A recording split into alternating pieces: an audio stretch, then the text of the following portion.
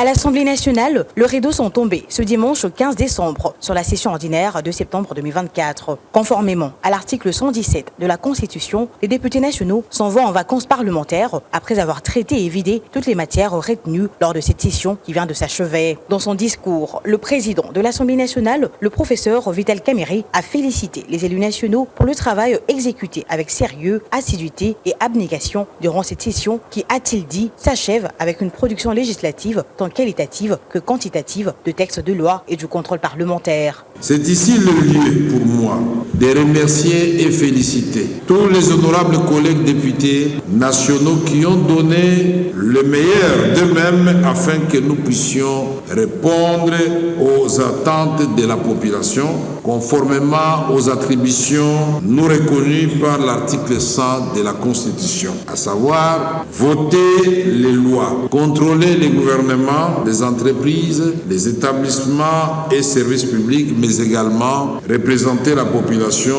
notre chère population, dont le bien-être est et restera cœur de notre action parlementaire. Le speaker de la Chambre basse du Parlement les a en outre invités à saisir la quintessence du contrôle parlementaire qui n'est nullement une chasse aux sorcières ou un moyen de déstabilisation du gouvernement. Le mot du professeur Vital Kamerhe se sent également apaisanti sur la situation globale de la vie nationale en reconnaissant les efforts consentis par le chef de l'État, Félix-Antoine Tshisekedi Tshilombo, dans l'amélioration des conditions de vie de population et pour la restauration de la paix dans l'ensemble du pays et particulièrement dans sa partie est en proie à l'insécurité suite à l'agression rwandaise. Nous encourageons le président de la République à poursuivre ses efforts de la recherche de la paix. C'est dans ce contexte que nous saluons le déplacement ce jour de son Excellence Monsieur le Président de la République à Luanda, répondant à l'invitation de son homologue, son Excellence Joao Lourenço, président de la République serbe d'Angola, médiateur dans les conflits à l'est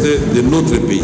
Le président de la République, son Excellence Félix Tshisekedi Tshilombo, vient de démontrer encore une fois son attachement à la restauration de la paix dans la sous-région des Grands Lacs. Avant de déclarer close de la session ordinaire de septembre 2024 aux députés nationaux, le président de l'Assemblée nationale leur a souhaité un repos mérité et un travail continu auprès de leurs bases respectives pendant ces vacances parlementaires. Signalons que bien avant la clôture solennelle de cette session qui a été essentiellement budgétaire, la représentation nationale a réexaminé et voté un rapport présenté à la suite de travaux de la commission paritaire mixte Assemblée nationale-Sénat mise en place par les présidents de deux chambres du Parlement relatif au projet de loi de finances exercice 2025. Au cours de ces travaux, il était question pour les députés nationaux et sénateurs d'aplanir trois divergences des formes et des fonds apparues lors de l'examen de ce projet de loi par le Sénat. Ces trois divergences sont notamment celles liées aux recettes, aux dépenses et enfin celles liées aux trois amendements apportés par les articles de cette loi. Les articles 17, 78 et 79 sont parvenus à une conclusion commune, renseigne le président de l'ECOFIN de l'Assemblée nationale, Guy Mafuta. Par rapport aux recettes,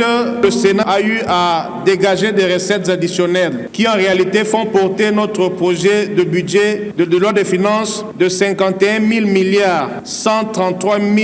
828 082 francs congolais à 51 000 milliards 553 541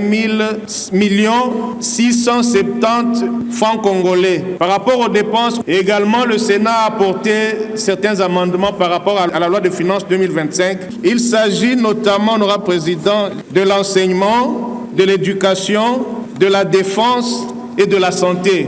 Par rapport au troisième point de divergence, c'est l'article 78. Vous vous souviendrez que nous avions fixé le taux de quotité des dividendes au profit de l'État pour les entreprises minières à 50, mais eux ont pensé qu'il fallait réduire à 25. Cet amendement a été accepté à la seule condition que cette différence de 25% soit engagée pour leur plan de redressement. Ravi de cette issue heureuse qui apporte à la loi de finances 2025 un budget revu à la hausse pour la seconde fois, tout en parvenant à l'aplanissement de divergences, le speaker de la Chambre basse du Parlement, le professeur Vital Kamerhe, a loué le travail de qualité abattu par la commission mixte paritaire et les résultats qui en découlent. Sans débat, les élus du peuple ont déclaré recevable ce rapport ainsi que ses conclusions. Par la même occasion, la loi de finances et son exposé de motifs tel qu'harmonisé par la commission mixte paritaire, Assemblée nationale, Sénat a été déclaré également recevable et adopté. Après avoir procédé au vote nominatif de ce texte de loi, il ressort que 411 députés nationaux ont voté pour, 0 contre et 0 abstention.